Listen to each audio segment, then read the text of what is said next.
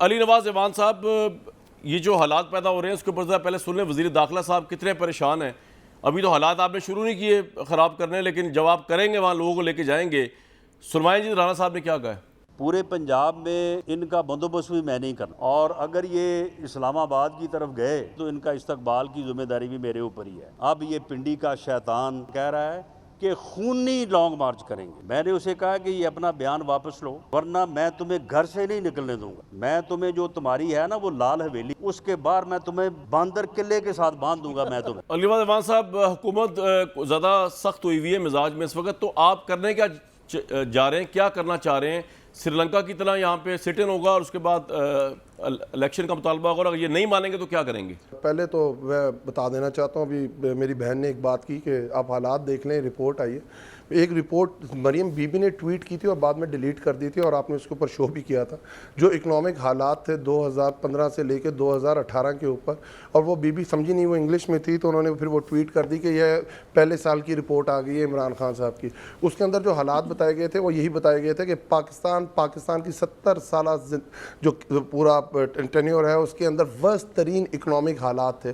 اور آپ کے اوپر بھی پتا کہ آئی ایس پی آر نے اس کے اوپر اکنامک حالات کے اوپر جو بات بھی کی تھی وہ بھی آپ کو یاد ہے، جس سے یہ بہت تلملائے تھے، اور احسن اقبال صاحب نے اس پہ بیان بھی دیا تھا.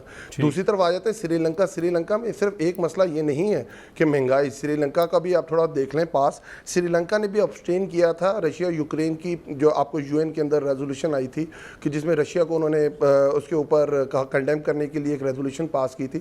سری لنکا نے بھی ابسٹین کیا تھا پاکستان کی طرح، اور وہاں بھی ووٹ آف کانفیڈنس اسی طرح پیش ہوا تھا، اور اسی طرح سوئچنگ ہوئی تھی، ضمیر خریدے گئے تھے، اور اسی طرح کی سارے. اس کے بعد انہوں نے ایمرجنسی لگا دی تھی وہاں. تو یہ حالات سیم ہے. آپ کو ذرا سمجھنا ہوگا، دنیا غلامی کے اندر نہیں رہ سکتی. یہ پپٹ گورنمنٹ، یہ کونسلر پرائم منسٹر کہ میں 25,000 کی بلندی سے میں نے فون کر کے نوٹس لے لیا ہے، میں اپنے کپڑے بیچ دوں گا.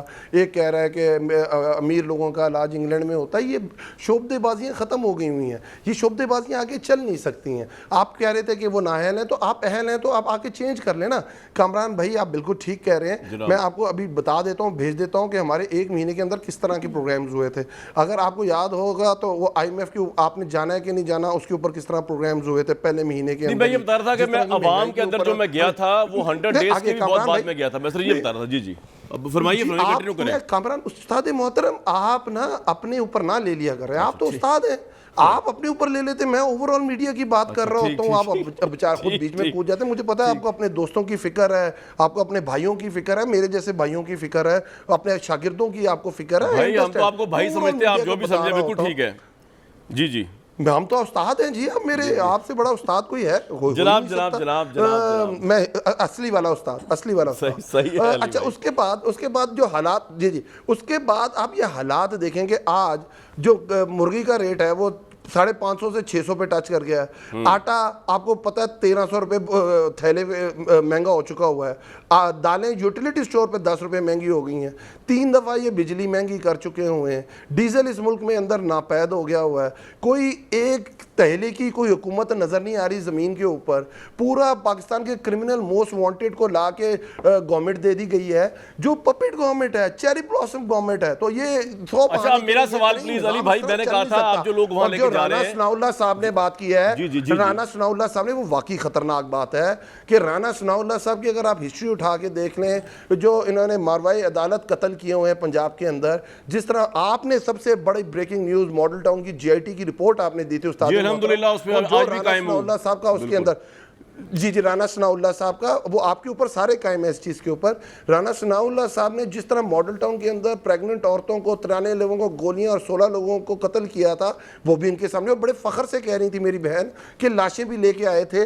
تو میرے خیال ہے یہ تو مذاق ہے نا پاکستانی قوم کے ساتھ. اب علی بھائی میرے سوال کا جواب دے. دیکھیں آپ نے اپنا پورا بیانیہ دے دیا، پورا آپ کو یہ ٹائم مل گیا. اب میرا سوال یہ دوبارہ فریز کرتا ہوں میرے بھائی کہ اب آپ جو 20 لاکھ لوگ وہاں لے کے جا رہے ہیں، تو کیا سری لنکا ٹائپ کی چینج لے کے آنا چاہ رہے ہیں؟ وہاں پہ گھراؤ جلاؤ ہوگا، وہاں سٹ ان ہوگا، اور اگر یہ ارلی الیکشن نہیں مانیں گے تو کیا ہوگا؟ سر بہت اچھا سوال ہے استاد محترم آپ کا. یہ دیکھیں سب کی سوچنگ, میرے اگر کانسٹیٹیوشن آف پاکستان دیکھیں تو اس کے اندر اسٹیبلشمنٹ کا کوئی رول نہیں ہے. اسٹیبلشمنٹ کا ایک کام ہے اپنا, وہ اپنا سب سے مضبوط ادارہ چلا رہے ہیں, چاہے وہ ہماری ملٹری اسٹیبلشمنٹ ہے یا ہماری جوڈیشل اسٹیبلشمنٹ ہے یا باقی تو ہماری نارمل سول اسٹیبلشمنٹ ہے. پر ایک ہمارا اسٹیبلشمنٹ کا رول ہے سیاست کا. کانسٹیٹیوشن کے تھرو دیکھیں تو کوئی رول نہیں ہے. یہ ٹائم یہ آ گیا ہے کہ ہم نے سب نے بیٹھ کے اس کے اندر ڈائلاگ ہونا چاہیے, ہمیں مذاکرات کرنے چاہیے. کیا پاکستان جو یہ پی ڈی ایم پہلے کہہ رہی تھی کہ ایک پوائنٹ ایجنڈے پہ ہم اکٹھے ہوئے ہیں, ہم لوگ ایک دوسرے کے حریف نہیں ہیں, ہم دوسرے کے مخالف رہے ہیں. سر عمران صاحب تو مذاکرات میں بلیو ہی نہیں کرتے ان کے ساتھ, وہ تو کہہ رہے ہیں only one agenda for election. تو میں کہہ رہا ہوں اگر وہ یہ نہیں مانیں گے تو آپ کیا کریں گے؟ دیکھیں یہ کامران بھائی میں یہی کہہ رہا ہوں کہ گورنمنٹ کو اسٹیبلشمنٹ کو آگے آنا پڑے گا, مذاکرات کرنے پڑیں گے. ون پوائنٹ ایجنڈا ہے کہ الیکشنز کب ہوں گے. اگر آپ یہ کہیں کہ الیکشن سے کوئی بھاگ جائے گا, یہ اب پاکستان آگے نہیں چل سکتا. پاکستان کے لوگ اسٹیبلشمنٹ کو آگے آنا پڑے گا, جمہوریت کی تلقین کرتے ہیں, لیکن وہ آگے نہیں آئیں گے. جمہوریت کی تلقین کرتے ہیں, اور جو جس پارٹی کے پاس لوگوں نے مینڈیٹ دیا ہے اس کو ٹاپل کر کے. علی بھائی آپ کا پوائنٹ آ گیا, بالکل ٹھیک ہے سر, آپ کا پوائنٹ آ گیا. بڑی امپورٹنٹ بات کی ہے کہ اسٹیبلشمنٹ کو آگے آنا پڑے گا. لیکن اب یہ بہت بڑا سوال ہے کہ کیا آپ کے کہنے پہ یا کسی کے بھی کہنے پہ اب وہ اپنی وہ پالیسی چینج کریں گے جو انہوں نے کچھ مہینے پہلے پوزیشن لی, اور اس میں انہوں نے کہا کہ جی وی آر اے پولیٹیکل, اور ہم جو ہے اب آپ کے پولیٹیکل معاملات میں نہیں آئیں گے جس طرح پہلے آتے تھے, خواہ وہ اپوزیشن کے معاملات ہوں سے متعلقہ ہوں یا گورنمنٹ سے متعلقہ ہوں.